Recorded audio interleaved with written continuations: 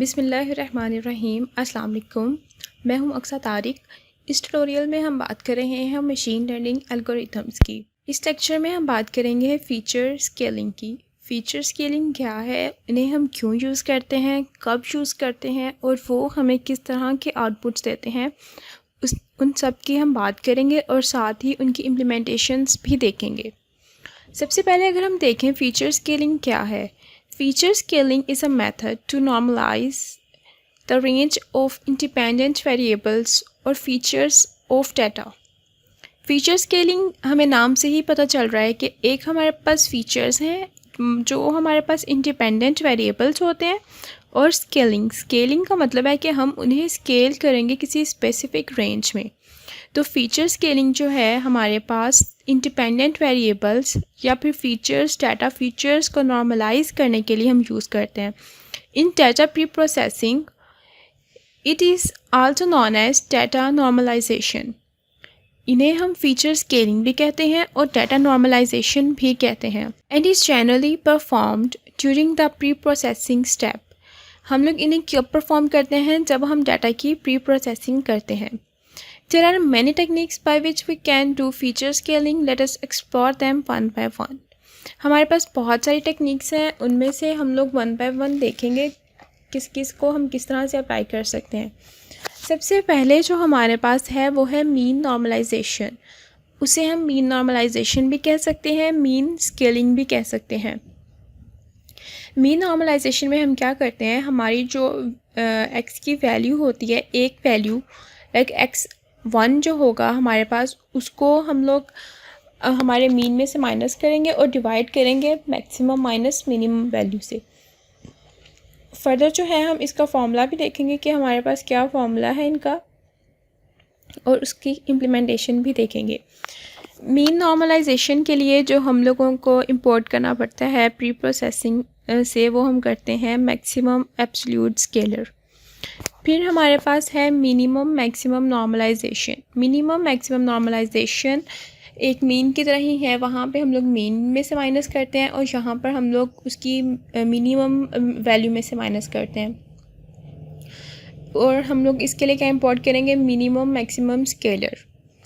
फिर हमारे पास है स्टैंडर्डाइजेशन और ज़ीरो स्केल नॉर्मलाइजेशन। इसको हम स्टैंडर्डाइजेशन भी कहते हैं और ज़ीरो स्कोर नॉर्मलाइजेशन भी कहते हैं।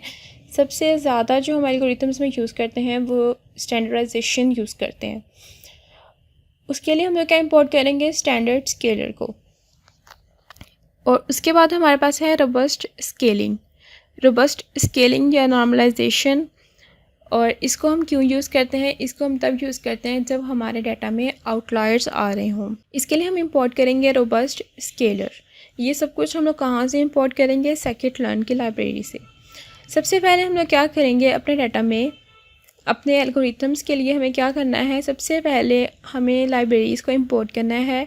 कौन कौन सी लाइब्रेरीज़ को इंपोर्ट करना है, numpy, matplotlib.pyplot, pandas, और scikit-learn से हम इंपोर्ट करें हैं प्री प्रोसेसिंग को। इन्हें हम क्या करेंगे, इंपोर्ट कर लेंगे। इंपोर्ट करने के बाद हम लोग अपने डाटा सेट को इंपोर्ट करेंगे। अब यहाँ पर जो है हमारे पास एक डाटा सेट है और उसको हम लोग देखते हैं कि हमारे पास जो डाटा सेट है वो किस तरह का है।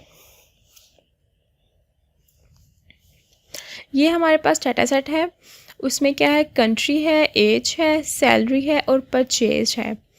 ये हमारे पास फीचर्स हैं हमारे डाटा सेट के।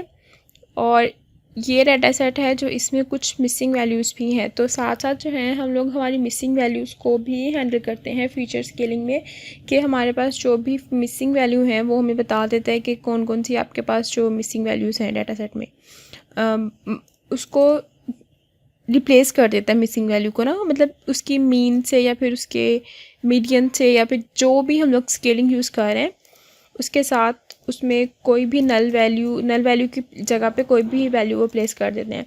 अगर हम देखेंगे हमारे पास डाटा सेट में कोई नल वैल्यूज़ हैं तो हम इसका सम ही चेक करते हैं, कि हमारे पास सम चेक करते हैं कि कितनी वैल्यूज़ जो हैं हमारी नल हैं। तो नल नहीं है, हमारे पास कोई भी वैल्यू नल नहीं है। उसके बाद क्या करते हैं हम लोग, हमारे एक्स, अब हम लोगों के पास क्या है, सिर्फ एक्स पे हमने काम करना है, क्योंकि हम लोग कोई भी जो है एल्गोरिथम उस पर अप्लाई नहीं कर रहे, हम लोग जस्ट फीचर स्केलिंग की बात कर रहे हैं। तो फीचर्स कौन से होते हैं? इंडिपेंडेंट वेरिएबल्स होते हैं। इंडिपेंडेंट वेरिएबल्स क्या होते हैं? हमारे पास जो एक्स होता है हमारा, तो हमने सिंपल एक्स लिया, हमारा डाटा फ्रेम लिया, आई लॉग उसको लोकेशन दे दी 1 2 3।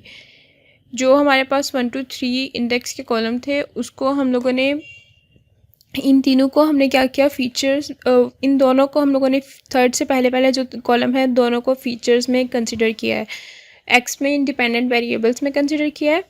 हम लोग हमारे एक्स को प्रिंट करवा लेते हैं। हमारे पास एक्स में कौन कौन सी वैल्यूज़ थी, ये एज और सैलरी की वैल्यूज़ आ गई हैं अब हमारे पास।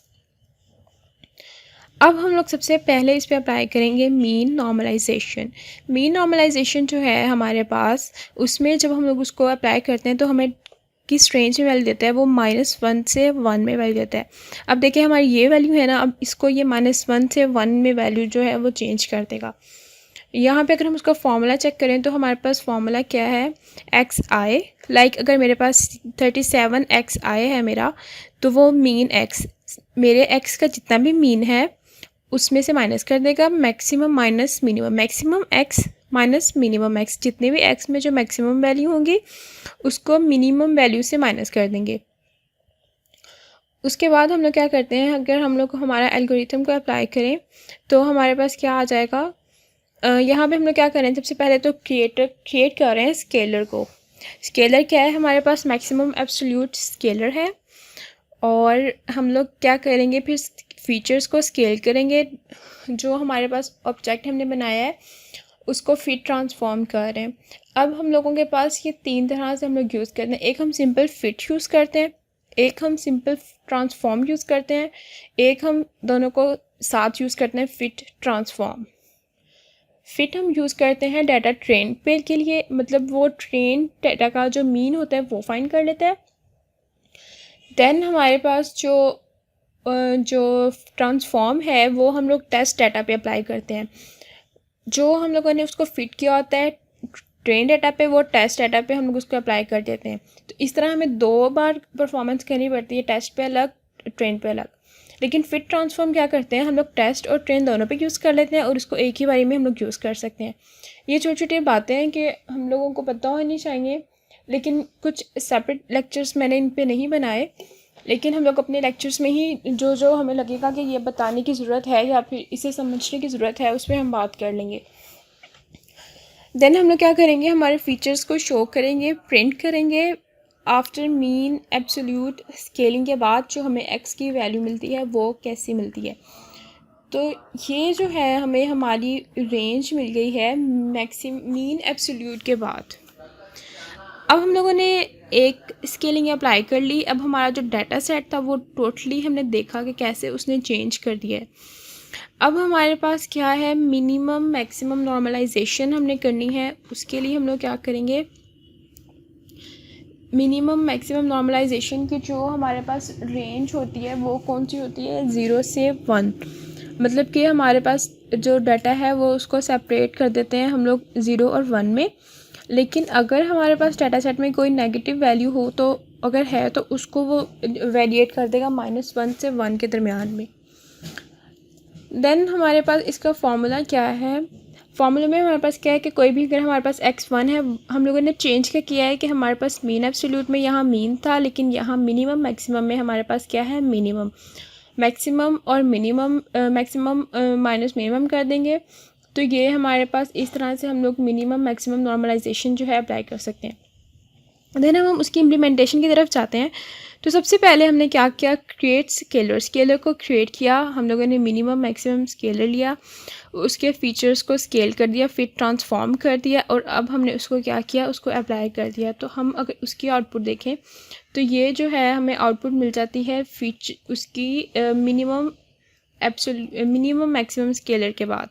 और अगर हम लोग बात करें, ये हमें जो आउटपुट मिल रही है ये वाली, ये किसके बाद मिली है, मीन एब्सोल्यूट के बाद। और इसी तरह से मिनिमम मैक्सिमम के बाद हमें ये वाली आउटपुट मिल गई है। हम लोगों ने 2 स्केलिंग देख ली हैं। अब हमारे पास थर्ड स्केलिंग क्या है, स्टैंडर्डाइजेशन और जी स्कोर नॉर्मलाइजेशन। जी स्कोर नॉर्मलाइजेशन में हमारे पास फॉर्मूला क्या है, X I minus mean divided by standard deviation. सबसे पहले हम लोग कोई भी हमारा एक्स है जो भी उसको मीन में से माइनस करेंगे और स्टैंडर्ड डेविएशन से डिवाइड कर देंगे।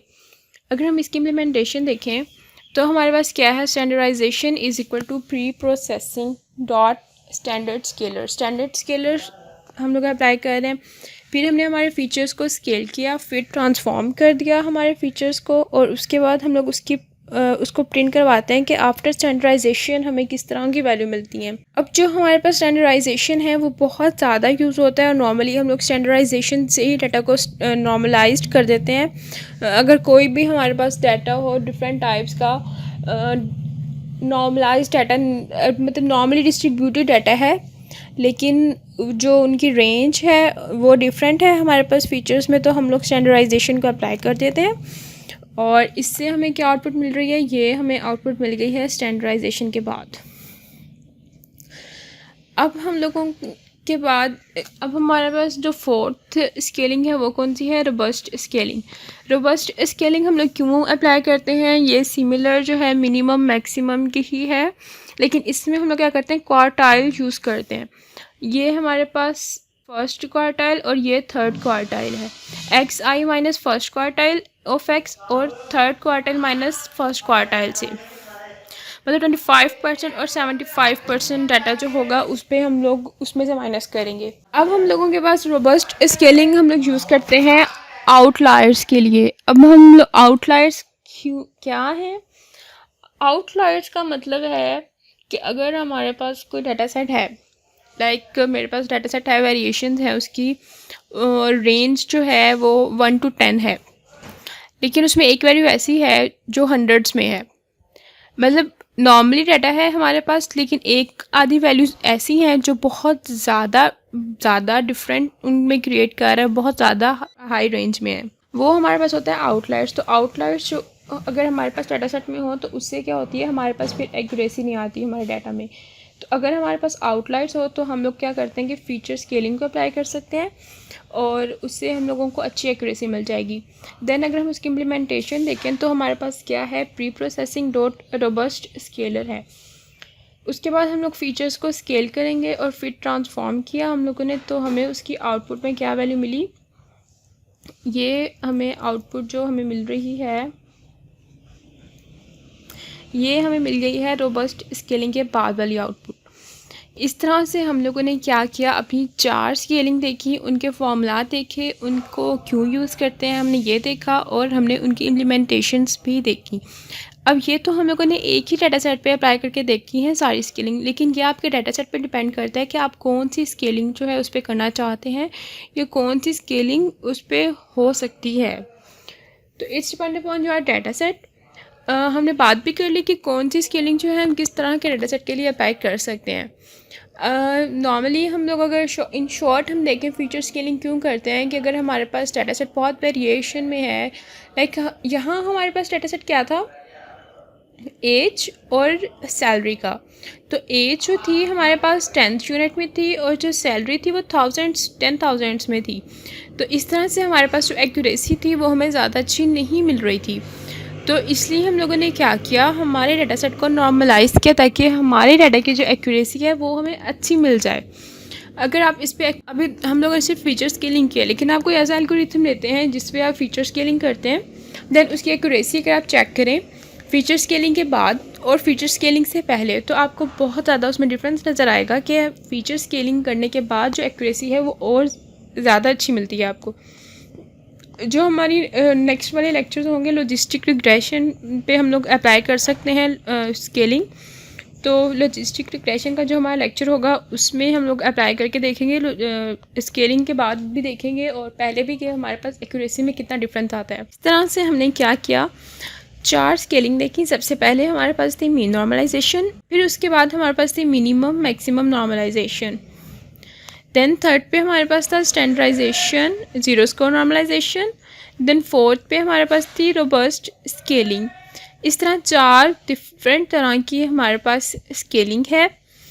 आई होप कि आप लोगों को समझ आ गया होगा लेक्चर, लेकिन अगर आप लोगों को कोई भी कन्फ्यूजन है, कोई भी क्यूरी है तो आप मुझे कमेंट कर सकते हैं, मुझे ईमेल कर सकते हैं। और अगर आपको मेरी वीडियोस अच्छी लग रही हैं, मेरे लेक्चर्स अच्छे लग रहे हैं, या कोई भी सजेशन है, अगर आपने कोई सजेशन देना है तो आप वो भी दे सकते हैं।